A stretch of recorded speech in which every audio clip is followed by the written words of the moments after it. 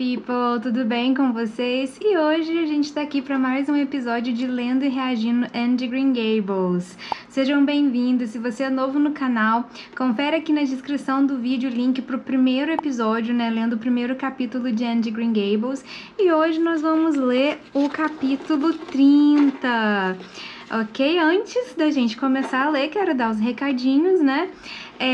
Se você quiser apoiar o canal, se você já tá aqui há bastante tempo e quiser apoiar aqui o meu conteúdo, você pode me ajudar indo no Buy Me a Coffee e me presenteando com o valor simbólico de um cafezinho, que é $1, ou o valor que você quiser. Ou você pode também me ajudar e ajudar o canal ao comprar coisas aqui por esse link de associado da Amazon, tá? São essas duas maneiras que você pode me ajudar, ou no site Buy Me a Coffee, ou através dos links de associado da Amazon, tanto esse que tá aqui na tela, quanto os que eu deixo na descrição do vídeo.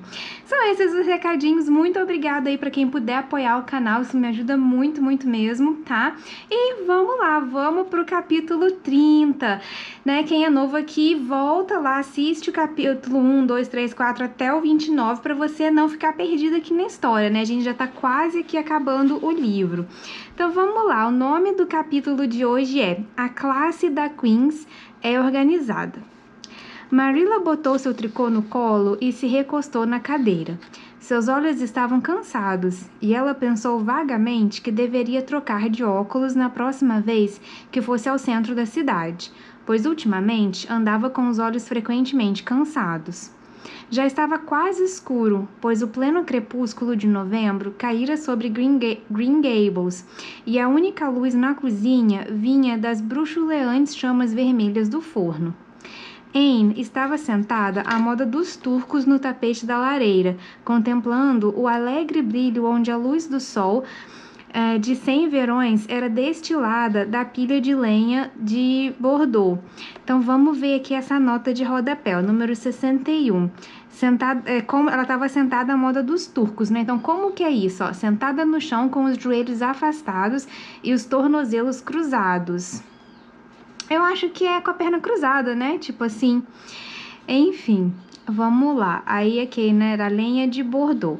Ela estivera lendo, mas seu livro escorregara para o chão, e agora ela sonhava, com um sorriso em seus lábios abertos. Cintilantes castelos de vento formavam-se a partir das névoas e arco-íris de sua imaginação vivaz. Maravilhosas e fascinantes aventuras aconteciam com ela em seu mundo de fantasia. Aventuras que sempre terminavam triunfantes e nunca a deixavam nas encrencas em que ela entrava na vida real. Realmente, na imaginação dela tudo dá certo, mas quando ela tá na vida real, nossa senhora, cada uma que a Anne apronta, Deus do céu. Marilla olhou para ela com uma ternura que jamais teria se permitido revelar em qualquer luz mais clara do que aquela mistura suave de brilho de fogo e sombras. A lição de um amor que deveria ser demonstrado facilmente, com palavras ou com um olhar visível, era uma que Marilla jamais seria capaz de aprender. Mas ela aprendera a amar essa esguia menina de olhos cinza, com uma afeição mais profunda e intensa ainda, por causa da sua própria inexpressividade. Esse amor fazia com que ela receasse ser excessivamente indulgente, na verdade. Ela tinha uma sensação incômoda de que era muito pecaminoso devotar um amor tão intenso por qualquer ser humano quanto o que ela devotava a Anne, e talvez ela praticasse uma espécie de penitência inconsciente por isso, ao ser mais severa e crítica com a menina do que se gostasse menos dela. É meio que, tipo, ela tenta fazer aquela coisa da psicologia reversa. Eu amo tanto a Anne, mas não vou demonstrar. Então, vou tratar ela, tipo, muito severamente pra poder ela não notar. É meio que só a Marilla, gente. Mas eu entendo. Também a Marilla tá ali no papel de educadora, né? Além de ser mãe adotiva, ela tem que disciplinar e educar a Anne, que é uma criança, apesar de inteligentíssima e meiga, também apronta todas, né? Se ela deixar a Anne fazer tudo o que a Anne quer, meu Deus, ela taca fogo na cidade. Continuando aqui. Certamente, a própria Anne não fazia ideia de quanto Marilla a amava. Ela às vezes pensava com tristeza que Marilla era muito difícil de agradar e claramente carente de solidariedade e compreensão, mas sempre repreendia a si mesma quando tinha esses pensamentos, pois se lembrava do que devia a Marilla. A Anne, obviamente, tem uma gratidão muito grande a Marilla e o Matthew. Ela gosta muito dos dois, digo até que ela pode amar os dois, mas como ela não tem esse amor em palavras da Marilla, fica difícil dela também falar isso sobre a Marilla, né? Aí, continuando. Anne, disse Marilla abruptamente, a senhorita Stacy esteve aqui hoje à tarde quando você estava fora com a Diana. Anne voltou de seu outro mundo com um sobressalto e um suspiro. Ela esteve aqui? Lamento muito que eu não estivesse em casa. Por que não mandou me chamar, Marilla? Diane e eu estávamos apenas na mata assombrada. Agora é uma época adorável na mata. Todas as pequenas coisas da mata, as samambaias, as jiboias prateadas e os cornizos estão hibernando, como se alguém os tivesse posto para dormir até a primavera sob um cobertor de folhas. Acho que foi uma fadinha cinza com echarpe de arco-íris que veio na ponta dos pés na última noite de luar e fez isso. Mas Diana não queria falar muito sobre isso. Diana nunca esqueceu a bronca que levou da mãe por ter ficado imaginando fantasmas na mata assombrada. Isso teve um efeito muito ruim na imaginação da Diana. Arruinou-a. A senhora Lynde diz que a Myrtle Bell é um ser arruinado. Perguntei a Ruby Gillis por que Myrtle, né? Não é Myrtle, seria Myrtle. Myrtle era um ser arruinado e Ruby disse que achava que era porque o namorado dela a rejeitara. Ruby Gillis não pensa em nada além de rapazes e, quanto mais velha fico, isso piora. Rapazes são ótimos em seus devidos lugares, mas não dá para incluí-los em tudo, não é? Diane e eu estamos pensando seriamente em prometer uma a outra que jamais nos casaremos e que seremos simpáticas velhas solteironas e morar juntas para sempre. Anne, duvido.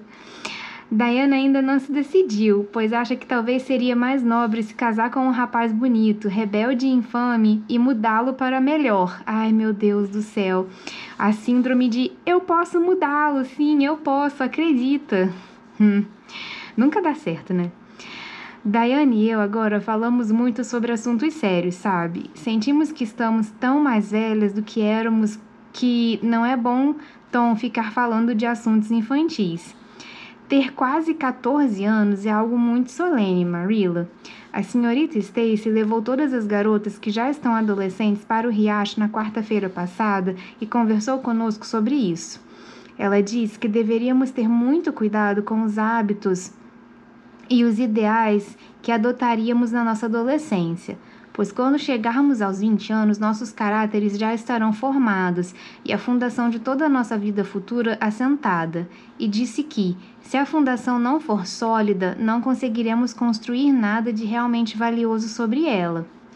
Diane e eu discutimos esse assunto no caminho para casa de volta da escola. Sentimos-nos extremamente solenes, Marilla, e decidimos que, de fato, seríamos muito cuidadosas, adotaríamos hábitos respeitáveis, aprenderíamos tudo o que pudermos e seríamos o mais sensatas possível para que, quando chegarmos aos 20 anos, nossos caráteres estejam desenvolvidos de modo apropriado. É perfeitamente espantoso pensar em ter 20 anos, Marilla. Soa tão assustadoramente velho e crescido. Nossa senhora, Anne, com medo de fazer 20 anos e ser velha. Mas por que a senhora Stacy esteve aqui essa tarde? É isso que eu queria lhe contar, Anne. Se algum dia você me der a oportunidade de encontrar uma brecha em meio à sua fala. Ela veio falar de você. De mim? Anne pareceu muito assustada. Depois ficou corada e exclamou: Ah, eu sei o que ela veio dizer. Eu ia lhe contar, Marilla. Sinceramente, ia sim, mas esqueci. A senhorita Stacy me pegou lendo Ben-Hur na escola ontem à tarde, quando eu deveria estar estudando História do Canadá. Jane Andrews foi quem me emprestou. Eu estava lendo na hora do almoço e tinha acabado de chegar no ponto da corrida de bigas quando a aula recomeçou. Eu estava simplesmente louca para saber como terminaria. Apesar de ter certeza de que Ben-Hur tinha que ganhar, pois não haveria justiça poética se não ganhasse. Então abri o livro de história sobre a carteira e pus Ben-Hur entre a carteira e os meus joelhos. Eu simplesmente parecia estar estudando história do Canadá, sabe? Enquanto na verdade estava me divertindo com Ben-Hur.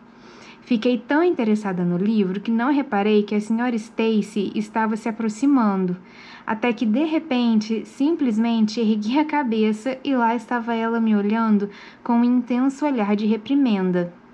Gente, a Anne só apronta. Até na escola ela só apronta. Nem consigo lhe dizer o quão envergonhada fiquei, Marilla, especialmente quando ouvi Josie Pye dando risadinhas. A senhorita Stacy tirou Ben-Hur de mim, mas naquele momento não disse palavra. Na hora do recreio, ela me mandou ficar na sala de aula e conversou comigo. Ela disse que eu cometera 2 erros graves. Primeiro, eu estava desperdiçando um tempo que deveria dedicar aos estudos. E segundo, estava enganando a minha professora ao fingir que estava estudando quando, na verdade, estava lendo um livro de ficção. E até aquele momento, Marilla, eu não tinha me dado conta de que o que eu fazia era desonesto. Fiquei chocada. Chorei amargamente e pedi à senhorita Stacy que me perdoasse e disse que jamais tornaria a fazer algo assim. E sugeri como penitência. Ela quer escolher o castigo dela. Meu Deus. E sugeri como penitência que eu ficasse uma semana inteira sem sequer olhar para Ben-Hur, nem mesmo para saber como terminava a corrida de bigas. Mas a senhorita Stacy disse que não diria para eu fazer isso e me perdoou sem reservas. Então, acho que não foi muito gentil da parte dela vir até aqui e conversar com você sobre isso no fim das contas. A senhorita Stacy jamais falou disso comigo, Anne. E o único problema com você é sua consciência pesada. Você não tem nada que ficar levando livros de ficção à escola. De todo modo, você lê romances demais. Quando eu era menina, não tinha permissão sequer para olhar para um romance. Como você pode chamar Ben-Hur de romance quando é um livro tão religioso? Protestou Anne. É claro que é um pouco entusiasmante demais para ser lido aos domingos, então só leio de segunda a sexta. A lógica da Anne, gente. E agora, já não leio nenhum livro que a senhorita Stacy ou a senhora Allan pensem que não seja apropriado para uma menina de 13 anos e 9 meses ler. A senhorita Stacy me fez prometer isso a ela. Um dia ela me pegou lendo um livro chamado O Horripilante Mistério do Salão Assombrado. Aí tem aqui uma nota de rodapé, ó. Título inventado pela autora. Aqui ela fala de romances sensacionalistas. Era um dos livros que Ruby Gillis tinha me emprestado e, Marilla, era muito fascinante e assustador. Simplesmente fez o meu sangue gelar. Mas a senhorita Stacy disse que aquele livro era bobo e não moralmente saudável e me pediu para parar de lê-lo e para não ler mais livros como aquele. Não me importei de prometer que não leria mais livros como aquele, mas foi agonizante devolver o livro sem saber como ele terminava. Mas meu amor pela senhorita Stacy foi maior e fiz isso. É realmente maravilhoso, Marilla, o que somos capazes de fazer quando sinceramente ansiamos por agradar uma determinada pessoa. Bem, acho que vou acender o lampião e voltar para meu tricô, disse Marilla. Vejo claramente que você não quer saber o que a senhorita Stacy tinha a dizer. Você se interessa mais pelo som da sua própria voz do que por qualquer outra coisa. Ai, gente, a Marilla também, cara, tem hora que ela perde a paciência e ela tem razão, porque a Anne não deixa os outros falar, né? Quero saber sim, Marilla, exclamou Anne arrependida. Não direi mais uma palavra, nenhuma. Sei que falo demais, mas realmente estou tentando mudar isso. E apesar de eu falar demais, se você soubesse a quantidade de coisas que tenho vontade de dizer e não digo, você me daria um desconto. Por favor, conte-me, Marilla. Bem, a senhorita Stacy quer organizar um grupo dos alunos mais avançados que querem estudar para fazer a prova para entrar na Queen's. Ela tem a intenção de dar aulas extras a eles depois da escola. E veio perguntar ao Matthew e a mim se nós gostaríamos que você fizesse parte desse grupo. O que você acha disso, Anne? Gostaria de estudar para Queens e se tornar professora? Ah, Marilla! Anne ficou de joelhos e entrelaçou as mãos. Tem sido o sonho da minha vida, quer dizer, pelos últimos 6 meses, desde que a Ruby e a Jane começaram a falar sobre estudar para essa prova. Mas não falei nada sobre isso porque presumi que seria perfeitamente inútil. Eu adoraria ser professora, mas não seria terrivelmente caro? O Sr. Andrews disse que custou a ele $150 para botar Prissy nessa escola, e Prissy não era burra em geometria. Anne, mas eu entendo, tipo assim, a gente sabe que o Matthew e a Marilla não são extremamente ricos, mas eles têm uma situação ok de vida ali na fazenda. Bebi uma água aqui, vamos continuar. Acho que você não precisará se preocupar com esse aspecto. Quando Matthew e eu decidimos pegá-la para criar, decidimos também que faríamos o melhor que pudéssemos por você e que lhe daríamos uma boa educação. Acredito que as meninas têm de aprender a garantir seu próprio sustento, precisem elas disso ou não. Green Gables sempre será o seu lar enquanto Matthew e eu estivermos aqui, mas ninguém sabe o que pode acontecer nesse mundo incerto. E é melhor estarmos preparados. Então, caso você queira, pode juntar-se ao grupo das aulas extras para entrar na Queens, Anne. Ah, Marilla, obrigada! Anne jogou seus braços em volta da cintura de Marilla e olhou para o rosto dela com seriedade. Sou extremamente grata a você e ao Matthew, e estudarei com todo o afinco que puder, e darei o melhor de mim para fazer jus ao que vocês fazem por mim. Já aviso para vocês não esperarem muito de mim em geometria, mas acho que posso me sair bem nas outras matérias se estudar bastante. Atrevo-me a dizer que você vai se sair bem o bastante. A senhorita Stacy diz que você é inteligente e aplicada. Por nada nesse mundo, Marilla contaria a Anne exatamente o que a senhorita Stacy dissera sobre ela, pois isso seria cultivar a vaidade da menina. Você não precisa se apressar e se matar de tanto estudar. Não há pressa. Só daqui a 1 ano e meio você poderá fazer essa prova. Mas é bom começar a tempo e criar uma base boa, diz a senhorita Stacy. Ficarei mais interessado do que nunca em meus estudos agora, disse Anne com alegria, pois tenho um propósito na vida. O Sr. Alan diz que todos devemos ter um propósito na vida e que devemos buscá-lo fielmente. Somente temos de nos certificar antes de que se trata de um propósito nobre. Eu diria que querer ser uma professora como a senhorita Stacy é um propósito nobre, não é mesmo, Marilla? Acho que é uma profissão muito nobre. A classe da Queens foi organizada em seu devido tempo. Gilbert Blythe, Annie Shirley, Ruby Giggs, Jane Andrews, Josie Pye, Charles Lowen, Moody Spurgeon, McPherson faziam parte dela. Diana Barry não, pois os pais dela não tinham intenção de mandá-la para a Queens. Isso para Anne pareceu uma enorme calamidade. Nunca, desde a noite em que Minnie May tivera croup, ela e Diana haviam se separado.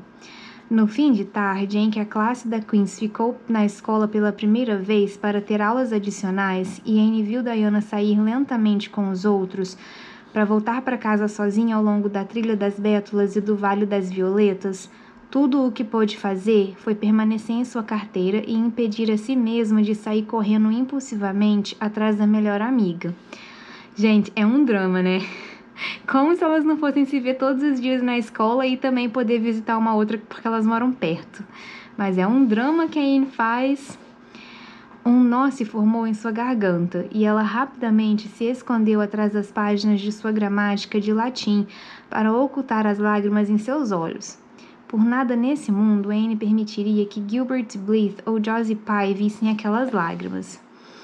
Mas, Marilla, de fato, senti que havia provado a amargura da morte.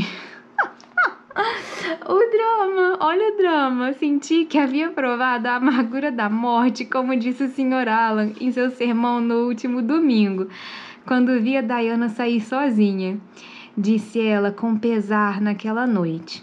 Pensei o quão esplêndido teria sido se Diana também tivesse estudado para entrar na Queen's, mas estivesse estudando para entrar na Queen's, mas não podemos querer que as coisas sejam perfeitas neste mundo imperfeito, como diz a senhora Lynde.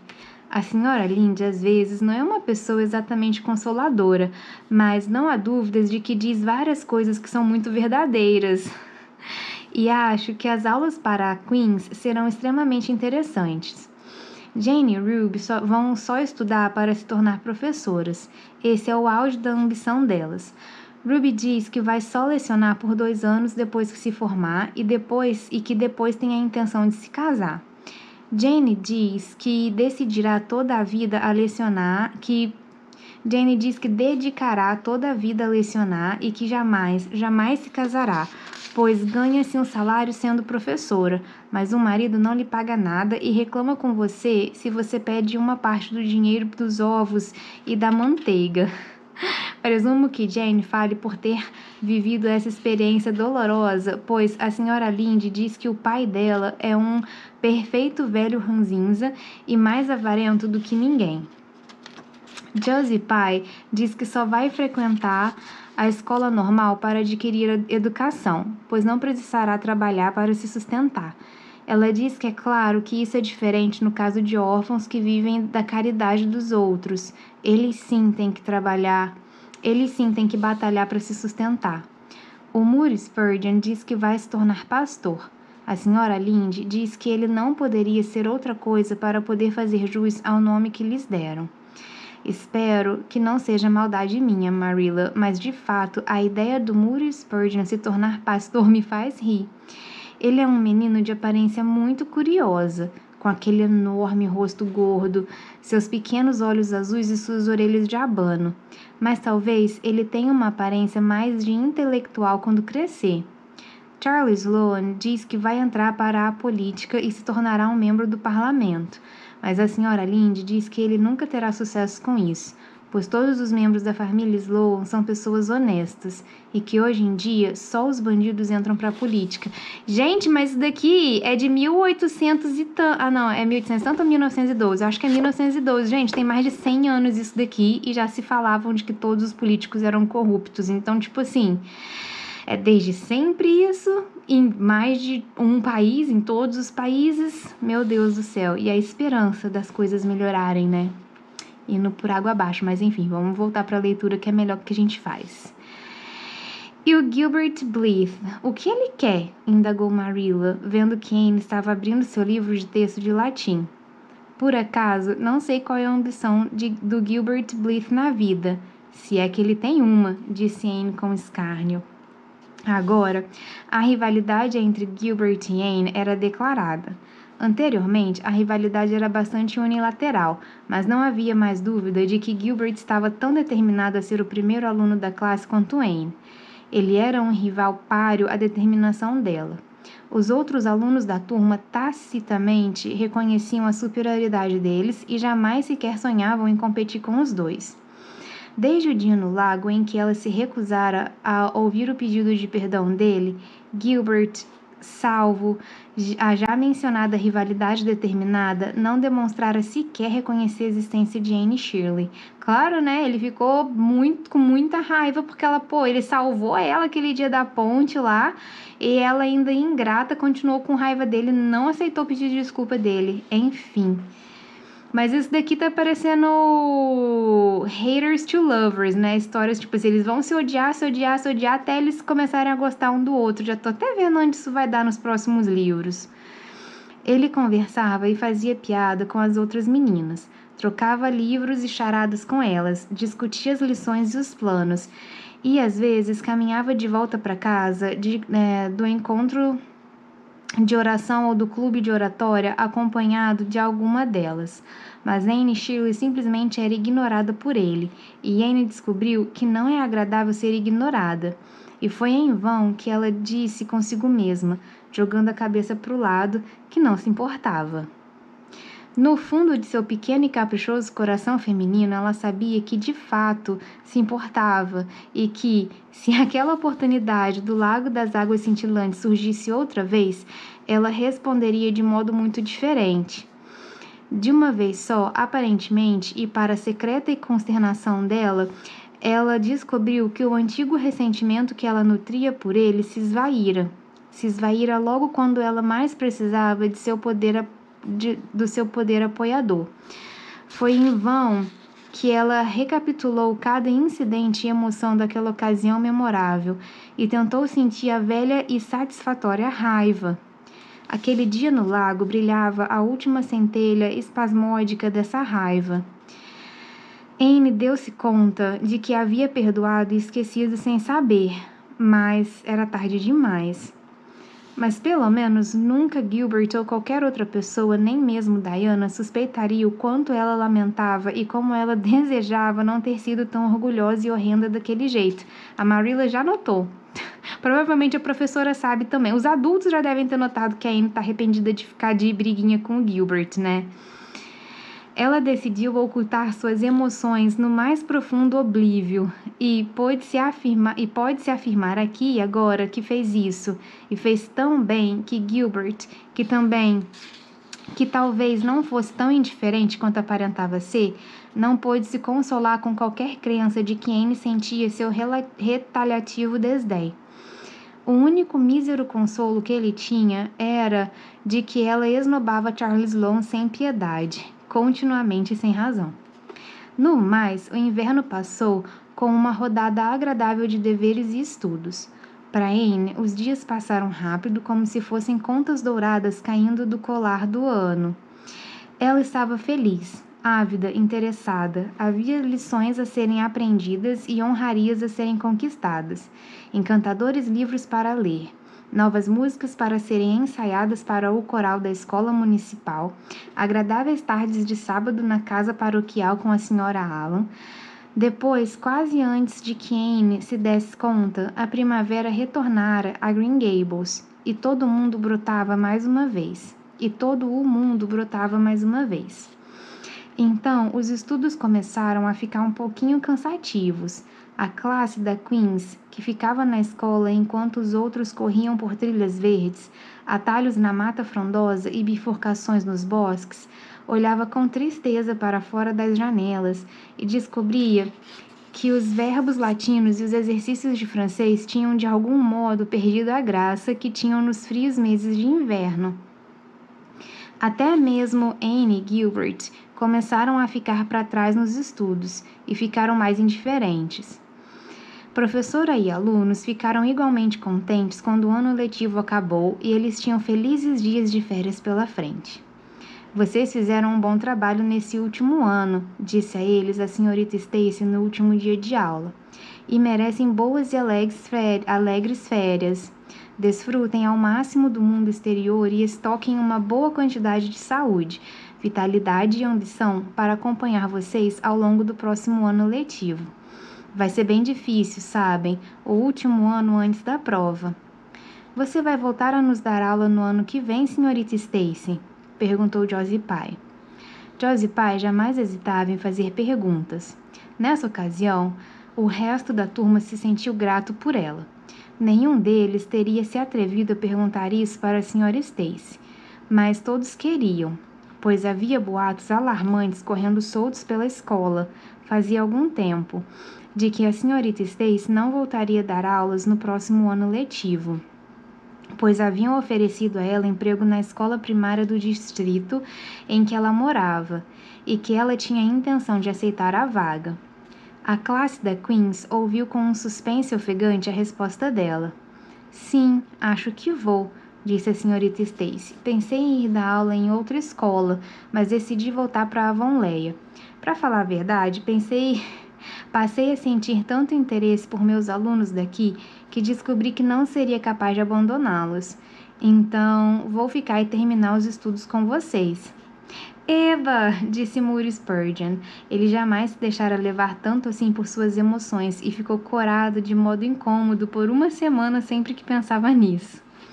Oh, fico muito feliz, disse Anne com os olhos brilhantes. Querida Stacy, seria perfeitamente terrível se a senhora não voltasse. Não acho que eu teria coragem de prosseguir com os meus estudos caso outro professor viesse para cá. O drama. Quando Anne chegou em casa naquela noite, guardou todos os livros da escola em um velho baú no sótão, trancou e jogou a chave na caixa em que eram guardados os cobertores. Não vou sequer olhar para nada da escola durante as férias, falou ela para Marilla.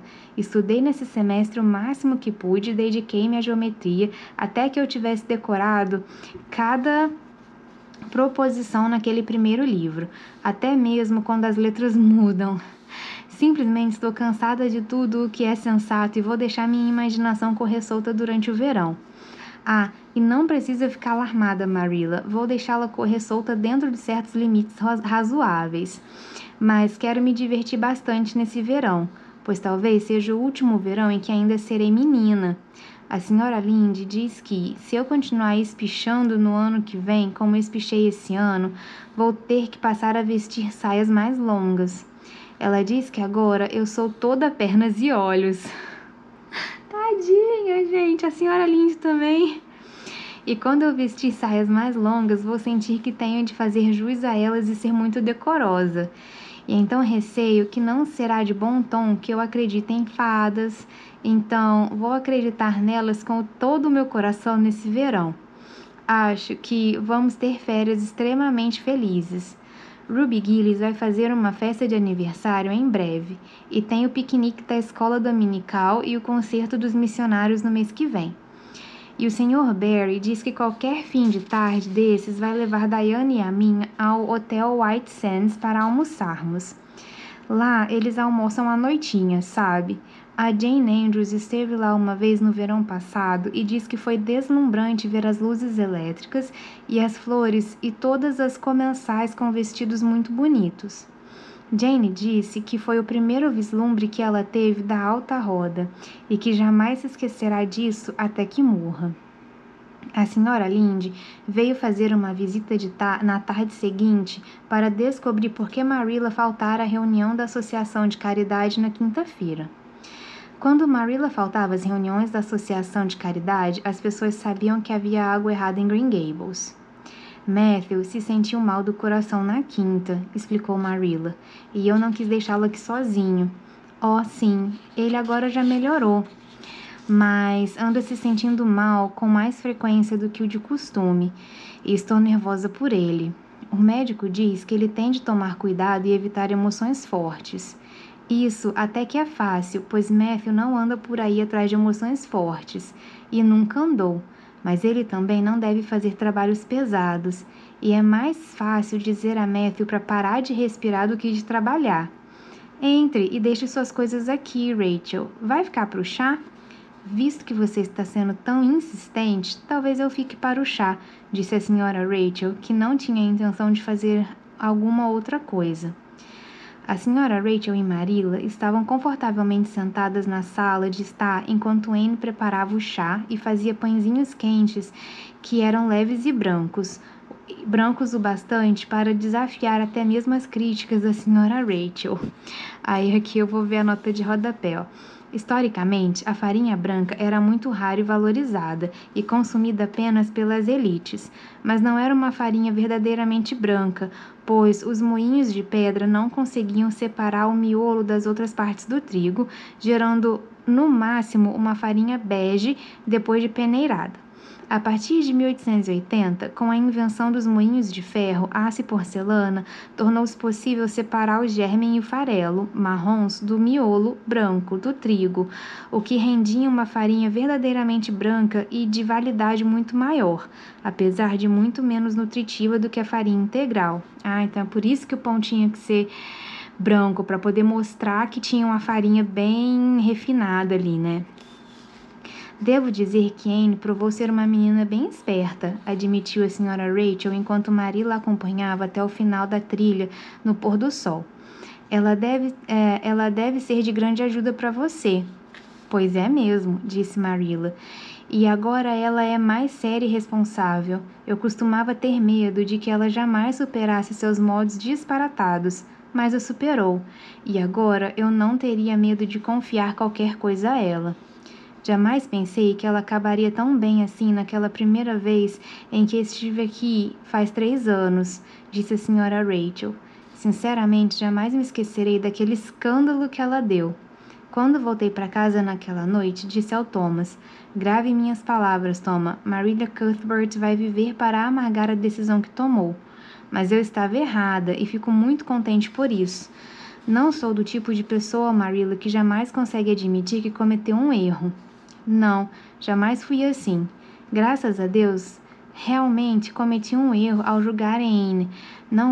Mas não era de se espantar, pois o fato de que jamais existiu neste mundo bruxinha mais estranha e inesperada do que aquela criança. Não havia modo de decifrá-la seguindo regras que se aplicam às outras crianças. É incrível demais que ela tenha melhorado tanto assim nesses 3 anos, especialmente em relação à aparência. Ela está tão bonita quanto uma menina deve ser, mas não posso dizer que gosto muito daquele estilo pálido e de olhos grandes dela. Gosto de mais vivacidade e cores, como tem a Diana Barry e a Ruby Gillis. A aparência de Ruby Gillis é realmente chamativa. Mas de algum modo, não sei como, mas quando Anne e elas estão juntas, apesar de ela não ter a metade da beleza das outras, ela faz com que as outras pareçam comuns e exageradas.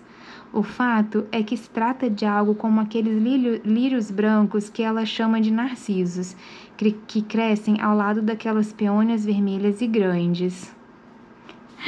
Ai, daí acabou aqui o capítulo, mas assim, né, é a Marilla e a senhora Lindy ali conversando e elogiando a Anne, né? Eu acho muito esquisito quão obsessivo eles são com a aparência da Anne, e até a própria Anne mas eu acho que isso é da época, né? Esse livro é muito antigo, tem mais de 100 anos a história, então assim, elas sentem essa liberdade de ficar comentando da aparência da coitada da criança o tempo todo, mas enfim, eu acho que é da época e... eu acho que hoje em dia elas não falariam tão assim, mas eu acho que o que eu tô achando legal a cada capítulo que passa é o quão mais, né, os adultos estão ali reconhecendo o quão encantadora a Anne é, né? Apesar de todas as peraltices que ela apronta. E agora que ela tá já, né, adolescente ali com 13 anos... ela tá meio que acalmando, e a própria Anne já tem essas ideias de que, eu tô envelhecendo, eu vou mudar, eu vou ficar mais comedida, pronta, mas ela tá realmente amadurecendo conforme a idade dela. Gente, eu tô gostando muito, muito, muito desse livro, espero que vocês também estejam gostando. Quem gostou desse vídeo, por favor, clique em gostei, que isso me ajuda muito, se inscreve no canal, se você já é inscrito, ativa o sininho, que isso me ajuda também bastante, envia os vídeos do canal que você gosta para outras pessoas, para que outras pessoas tenham acesso ao meu conteúdo. Quanto mais pessoas tiverem acesso ao meu conteúdo, melhor para mim, isso me ajuda bastante. Então fico grata a todo mundo que conseguir compartilhar e que puder compartilhar meu conteúdo com os outros. E pessoal, a gente vai se falar nos próximos vídeos, vamos continuar aí falando de livros, fazendo leitura e conteúdo aí relacionado a esse tema. Muito obrigada por chegar até aqui. Tchau!